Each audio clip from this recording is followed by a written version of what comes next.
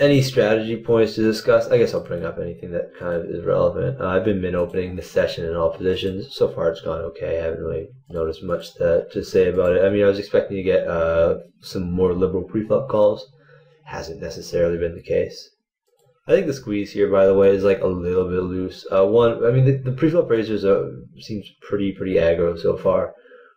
So I think Ace Jack is doing well against its range, and the caller is regular. So I would expect, I would expect his calling range. Like I don't know what to make of his calling range here, because I'd expect him to want to re-ISO the bad player pretty often.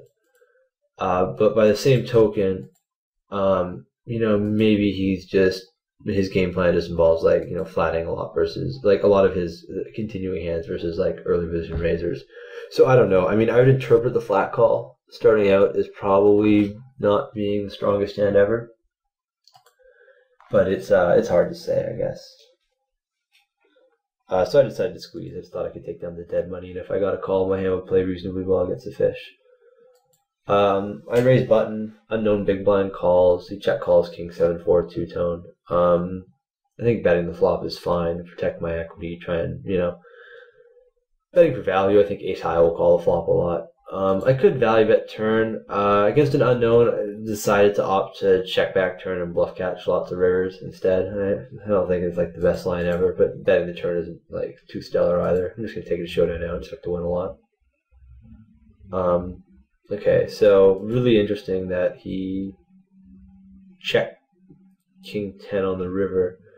It's a spot where I think that if I'm bluffing, if I were bluffing on the flop, not super common that I'm gonna bet, check back the turn, and then bet this river as a bluff. If I have a jack, not gonna bet it all the time, and I'm much more of a favorite to call a lead with a jack than I am to bet one.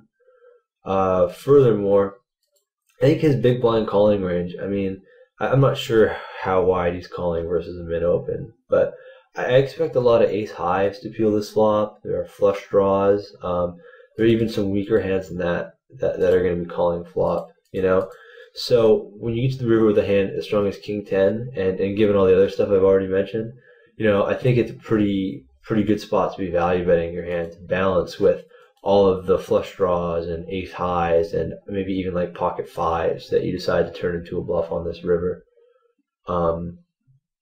So I mean, I thought it was good a lot when he checked. I thought most people would bet a king on the river. So this killing bird dude limped. I ISO'd, got called a bunch of spots. Without a backdoor flush draw, I'm not even going to entertain the idea of betting into 4 players.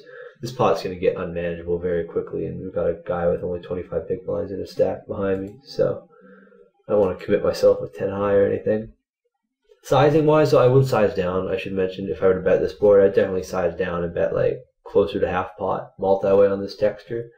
With my whole range of bets, allows me to bluff the board a little bit more often, or well, makes it the risk reward a little better. I should put it that way. Makes the risk reward a little bit better for my bluffs. And since the pot is already so inflated because of the ISO and the multiple callers, it's not like I need to bet larger in order to inflate the pot in order to build a big pot for myself to win on later streets. So the pot is already built.